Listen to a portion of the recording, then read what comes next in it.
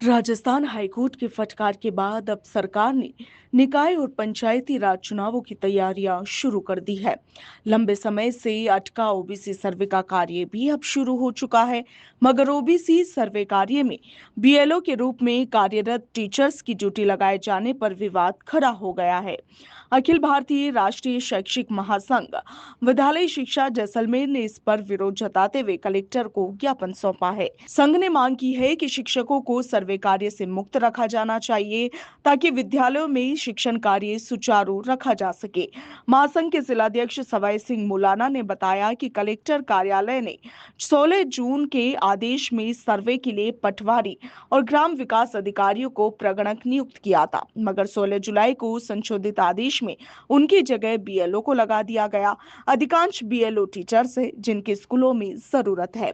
महासंघ के मंत्री मांगीलाल सोनी ने बताया कि शिक्षकों को पहले भी निर्वाचन संबंधी एसआईआर कार्य में लगाया गया था, जिससे पढ़ाई काफी प्रभावित हुई थी और अब एक बार फिर से सर्वे में लगाने से शिक्षण व्यवस्था पर प्रतिकूल असर पड़ेगा। महासंघ के कोषाध्यक्ष स्वरूप सिंह सत्ता ने साल 2025 में मुख्य निर्वाचन अधिकारी राजस्थान द्वारा जारी पत्र का हवाला दिया। इसमें स्पष्ट रूप से कहा गया था कि बीएलओ निर्वाचन आयोग के नियंत्रण में होते हैं और अनुमति के बिना उन्हें अन्य कार्यों में नहीं लगाया जा सकता। राठौड़ है, मैं अखिल भारतीय राष्ट्रीय शिक्षक संघ का जिलाध्यक्ष हूँ।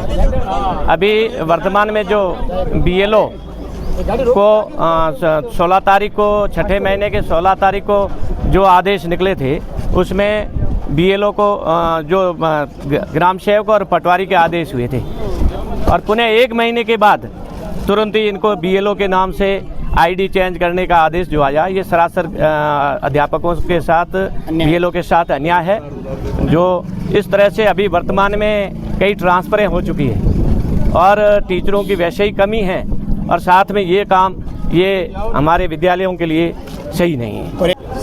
18 जुलाई को तहसीलदार साहब ने अचानक ही, जब इसका अवधि सर्वे की अवधि जब पूर्ण होने आई, लास्ट अवधि में उन्होंने शिक्षकों की मैपिंग करनी शुरू कर दी। पटवारी ग्राम सेवक की आईडी से उनको हटा के और शिक्षक को जो बीएलओज थे उनको लगाया जा रहा है। उसके विरोध में हम सब ने अब ज्ञापन दिया है कि हम सहयोगी थे, सहयोगी करेंगे, लेकिन हमारे को प्रगणक न लगाया जाए। यही हमारी मांग है। प्रगणक हम ना पहले थे, अब अचानक आप अंतिम दिवस में प्रगणक लगा रहे हो, तो ये हमारे से संभव नहीं। एक महीने पहले उन्होंने 60% काम किया है, तो हमें अचानक जो प्रगणक क्यों लगाया जा रहा है, ये हमारे बीएलओज की मांग है। सर, ओबीसी जनगणना की मांग की बात थी, वो क्या था? ओबीसी राज्य भर से जिला निकाय और पंचायती राज इलेक्शन के तहत जो राज्य पिछड़ेपन की प्रकृति जानने के लिए जो सर्वे किया जा रहा है, राज्य भर में किया जा रहा है और उसमें प्रगणक नियुक्त किए गए हैं। जून माह से ये काम चल रहा है और अचानक जो बीएलओज को जो है प्रगणक के रूप में जो आईडी मैपिंग कर रहे हैं, 2 बीएलओज को नोटिस भी दे, ऐसा सुना है, तो ये गलत है। हम सहयोगी थे और सहयोग के हिसाब से काम करेंगे। सर, शिक्षक तो बच्चों के, छात्रों का भविष्य सुधारने के लिए होता है, क्या मानते हो? जी बिल्कुल है, लेकिन राज्य कार्य से हम बिल्कुल विमुख नहीं होंगे।